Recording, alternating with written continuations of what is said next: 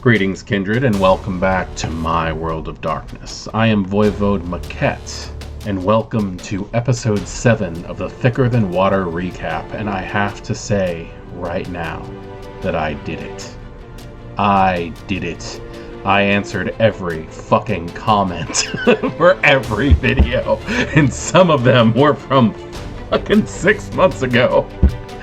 Oh my god. No, I am passively keeping up with the comics. I answer them as I can, but if I put out a video and I get like 50 comments on one video, I'll get to them when I can. But I have a want, a desire. At 221 subscribers, it shouldn't be that much, but for the time being, I want to try to keep up with as many of these damn things as I can. Anyway, moving on. Our top story tonight. We started Project Ragnarok this week, and it has been fun. Only one game session in. First, I would like to say that Session 1 of Project Ragnarok, Chapter 1, The Missing, as it is called, Chapter 1, The Missing, was attended by Serendipity Weird, who plays Dawn Rose, our lovely ministry member who has some interesting gifts. Daviga, 31, who plays Sam Heron, aka many other names most likely, who plays our once thought to be Bruja, actually Tzimisce neonate. Avalyn McMullen, who plays Tinia Jabbar, who is our enthusiastic young Bruja. And Deacon Royce, who is our old man Lasombra, who was a member of the Lasombra anti-tribute before the Lasombra started pouring into the camp. That is our cast. Unfortunately, right now, David Gonzalez, who plays Damien Hargrave, could not make it this week, but we should be having him back next game session. So, to get into the story, this takes place about a month after the events of Styx Bones. I gave the characters a chance to write in some downtime actions, to spend some of that hard-earned XP, and to tell their own stories as things were going by. And as that, I should go ahead and say that Dawn Rose has been doing her best to make sure that her living quarters are well under control. Sam Heron has been having regular meetings with Anton Dracon, the seneschal of the city, who is a Ventru, but was revealed that before his embrace, he was a member of one of the Tzimisce Revenant families, and he has taken the young Tzimisce under his wing to teach him the proper uses of the vicissitude practices of Protean. After the fight with Redclave, Damien has been trying to get his house in order by keeping a low profile. However, it has been made quite apparent that due to the fight with Redclave, Deacon has decided to stake Damien and put him in the closet, which is the reason why his character was not there this game session. Tinia has been making sure that her brother has been making a full recovery after having the dog shit kicked out of him by Asano's men, where Asano has paid for all medical costs and any legal fees that have come about his interference with her brother's life. And then that brings us to Deacon Royce himself, who has been keeping his business private as of late. But 1 month after the events of Styx Bones, Tinia, Dawn, and Sam have all met inside of the Last Drop bar, which is the local watering hole for the Anarchs. They have been there quite often over this past month because Jonathan Harker, the Tremere who belongs to the Ipsimus Anarch Tremere faction, has been drilling them almost nightly anytime he can to try to get as much information about the Risen as possible. Jonathan Harker has an interest in all things oblivion, as in wraith. So while there, Tinia has been under the assumption that Colin Griffin, her sire, will not be in attendance tonight because he has a meeting with the elusive Baron of Portland, Oregon's Anarch Society. But in the middle of telling the story yet again to Harker, Deacon Royce walks into the Anarch area, which does raise some eyebrows, but due to the fact that he has been in the city long enough, he and Colin do tend to discuss things from time to time. And that's exactly why he's there. The prince has sent him to see if Colin Griffin is there, because apparently he was meant to meet with Colin Griffin tonight and never showed up. He also asked Deacon to look in to see if Mason, his child, was also at the last drop, because he runs as intermediate between the Anarchs and the Camarilla from time to time. None of them have been seen. In fact, Mason hasn't been seen in almost half a week. And no one's seen Colin all night. So after some discussion, they decided that it would probably be a good idea to try to find out a little bit more on what was going on. The idea that they had come up with at this point in time is that Harker may be able to use a ritual to locate Colin, but he would have to know exactly where he came from that night, which means Tinia would have to share where her sire's haven is, which is not something that Colin ever shares. Given that, they have decided to split up again. Look at that. They're already splitting up, and it's the first chapter of this story. On that, Tinia and Harker go to Colin's Haven, which is in the historic residential district of Portland, Oregon. These are older houses that have been around for quite some time. Kind of a strange place for them to think that Colin would live. Harker, for one, is shocked. But while he gets there, he pulls out a white ribbon, soaks it in his blood, and chants for a few moments. While that is all going on, the others have split in two other directions. Deacon Royce has decided to take himself back to the Camarilla Elysium to try to talk to the prince in person. He has gone to the Benson Hotel, which is just one of the floors is opened as a suite of vampire convenience. Vampires can go there to feed, to socialize, to discuss the arts, to basically have a nice, calm evening with the evident possibilities of backbiting and political maneuvering. While there, however, he runs into Patricia Black, the Banu Hakim Keeper of Elysium. She's a representative of the Ashira and has been given this title due to her experience in keeping the peace. After speaking with Deacon for a couple of moments and realizing that there's more and more individuals who are interested in listening to what Deacon might have to say, Billy Smith, Anna Roma, and various others, she decides to go ahead and take him into the prince's chambers, where Merrick is not there. She activates a small device which stops anyone from being able to use their heightened perception to listen in on the conversation. It's a sonic disruptor. Anybody using Auspex to listen in through the doors is just going to get a high-pitched ringing in their ears, which is possibly going to deafen them for a short amount of time. When she activates it, Deacon can feel his beast coiling with how uncomfortable it is with the sound, even though he himself is not picking that up. But they do have a small conversation, and they start to wonder if it is at all possible that Merrick is the one sending him the text, after all, because Deacon has not seen Prince Merrick tonight, and he's going off of text, which is not something that the Keeper agrees with. She does not believe that vampires should be communicating with such technological means that are so easily intercepted. So after a few minutes of discussion, they decide that Deacon was going to return to the Misfit Anarchs to see if he can find out anything else, continuing to look for not only Colin Griffin and Mason, but now the prince himself, if need be.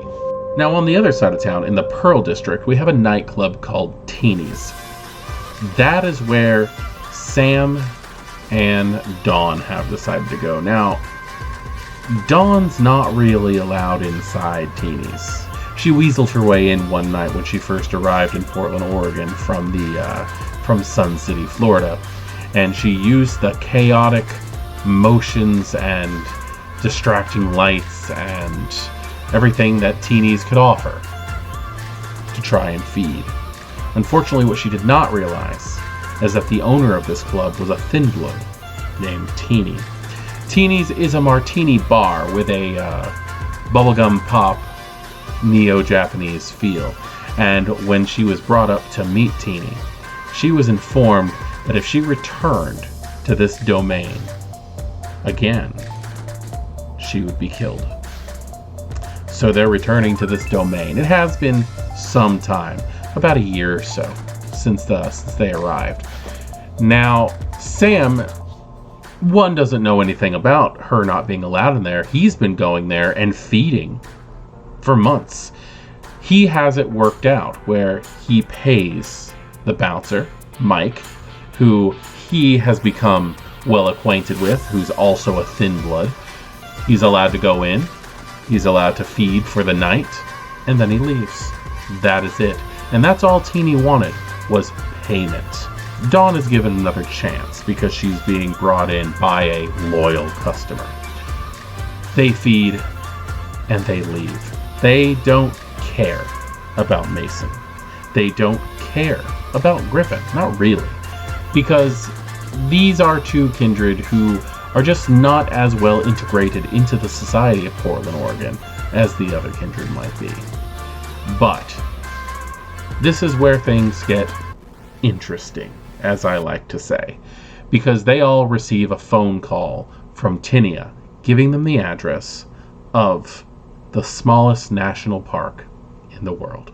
Now, Mill Ends Park is the smallest park in the world.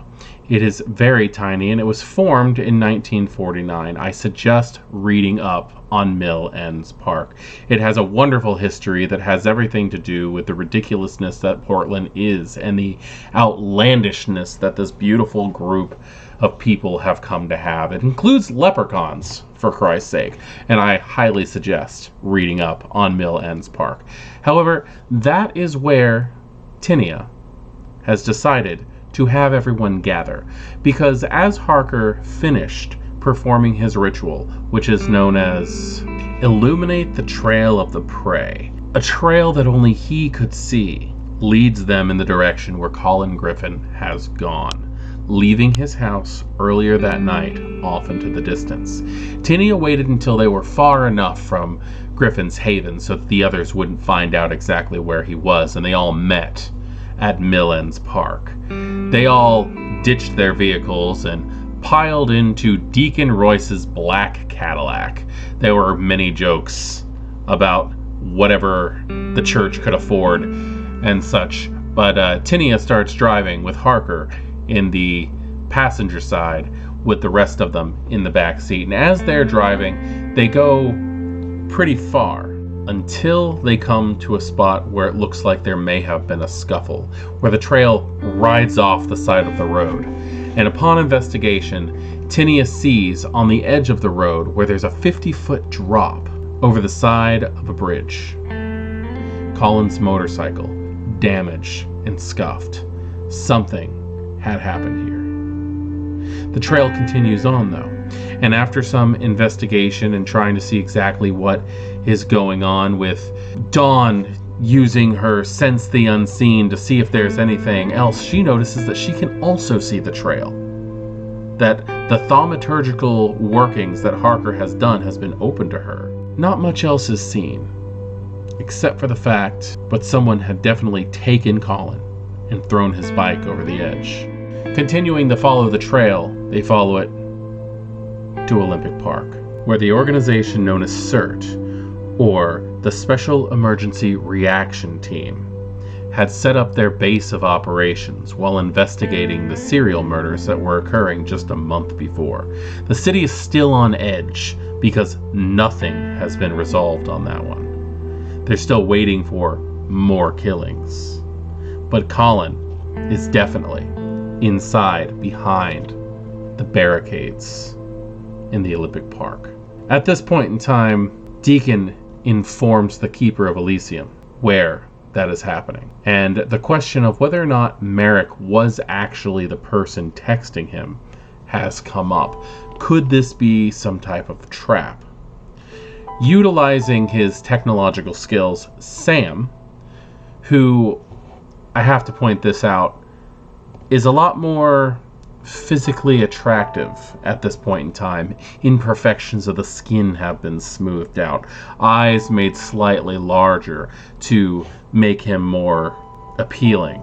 New clothes, looking a little bit more sophisticated than he had in the past. Sam uses his technological savvy to put a trace in the phone that Deacon is getting the texts from.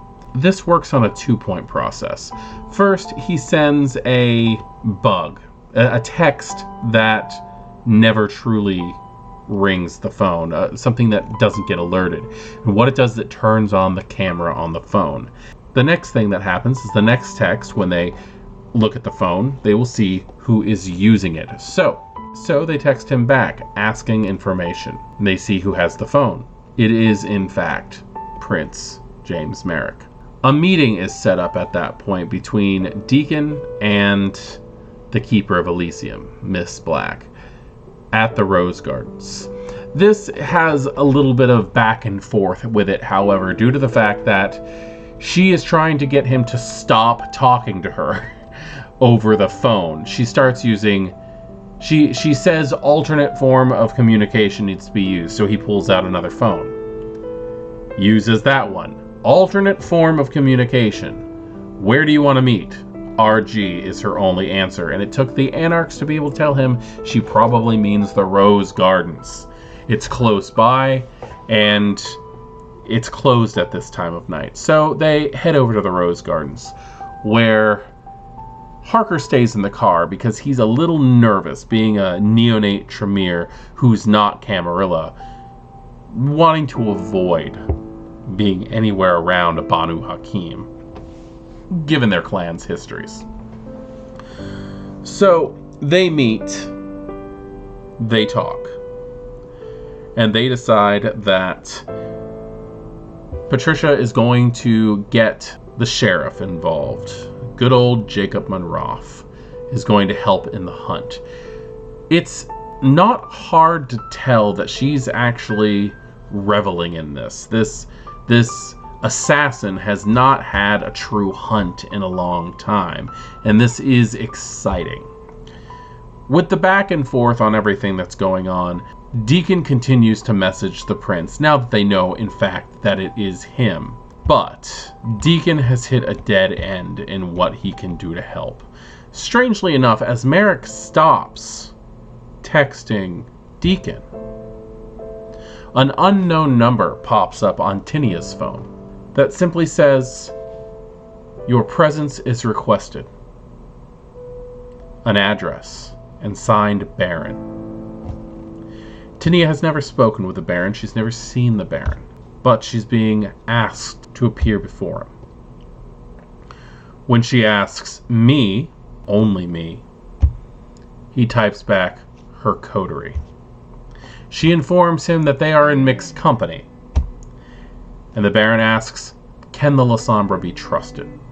At which point there's a thought on whether or not Damien very well might be Anarch at that point, where Tinia says not yet, and actually gets a laugh out of the Baron. He tells her to go ahead and bring the Lasombra. We're going to have to trust him when it comes to this.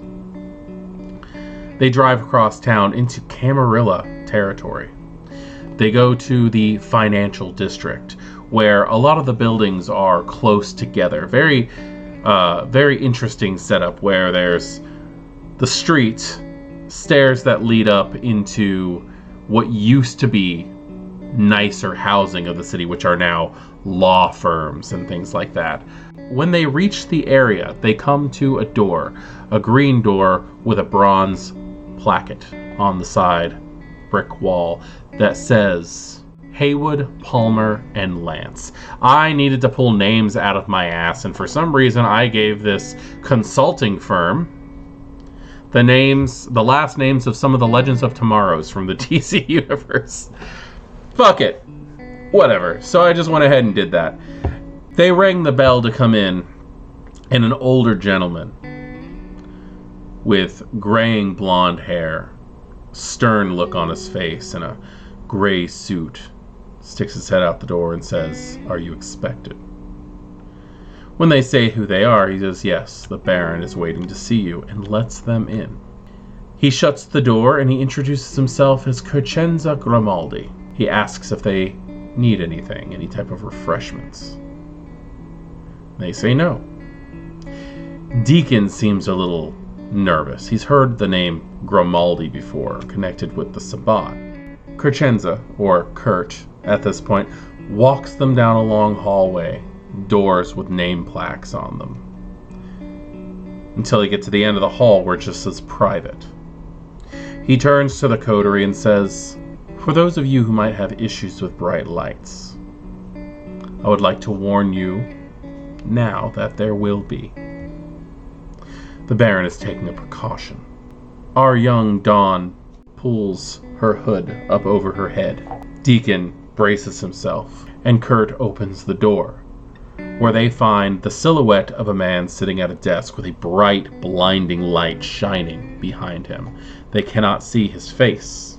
They cannot see any features, and the voice that they get is obviously voice modulated.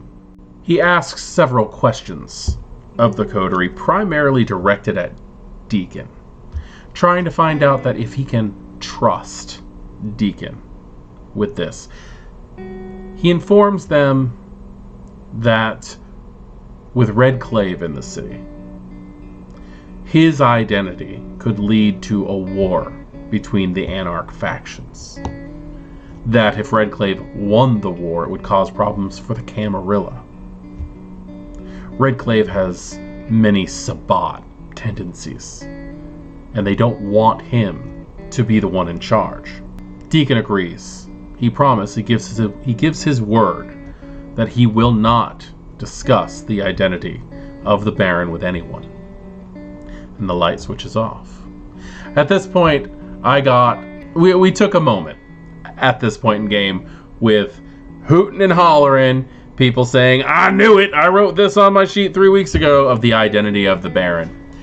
The Baron himself is, in fact, the Prince of the city, James Merrick. He is an Anarch. He has heavy Anarch leanings. He does tell the coterie that if they have questions, he will answer them. But for right now, they do have things that they need to worry about. He does not want certain things to happen. If his identity is released, the next person in line for Prince will most likely be Billy Smith. That sends hatred through Tinia. You can tell it on her face. At this point in time, Tinia is already ran ragged with paranoia from everything that's going on. She herself failed a compulsion check earlier in the night when looking for her sire, and she's on edge at this point. Billy Smith as Prince would be bad, considering the fact that he's already said that he's going to eradicate all Anarchs. With everything that's going on with the serial killer, Archons could be something that are brought in due to the risk of the masquerade. And these are all things that Merrick is trying to solve in-house. He explains to them exactly what his take on everything is going on, and they discuss exactly what needs to be done for the time being. How they can get in and find out what is Colin doing in there if he's being held against his will. If Mason himself might be in there. What other Kindred could be in there. Lots of ideas of sneaking in or sending in spies, hacking into their network to try to use their cameras to find out what's going on. calling in favors with a Hecata due to the family reunion squabble in Styx and Bones comes to mind. Whether or not they might be able to send in some type of zombied servant if they could fake another attack, paint the Hecata clan symbol on the wall, put a body with its arm ripped off or something like that on the side of the road, and when they come and claim it and take it to the S.E.R.T base, perhaps that thing could get up and release. They're talking about, should they destroy the S.E.R.T base? Is that only going to call more authority figures? There's a theory going around by Mason, actually, him working in the police department, that there may be Hunter influence, Second Inquisition influence within the S.E.R.T faction. This could be our coterie dealing with hunters. And they're trying to figure out exactly what they should do. It has been decided that Teenies is going to speak with Mother Anya first thing the next evening. And on that, we called post. And we ended the game session. At least 2 Kindred taken by possibly hunters. There's no doubt in anybody's mind that there's hunters. But that is where our story is right now. I am excited to keep it going. Next week, unfortunately, Teenies player Avalyn will not be in attendance, so her conversation with the Hecata is going to go a little longer. It's going to take most of the night for her. But the other players, and hopefully we'll have Damien back to see what happens, to see what exactly goes on with the rest of Project Ragnarok. I am Voivode Maquette. This has been my World of Darkness, and I hope that you are enjoying this story thus far, because this is a story of my creation. This is something that I am writing, and where we do plan on, at some point in time, using other supplements provided to us by the World of Darkness team. Majority of the stories will be something that I myself tell. Good evening.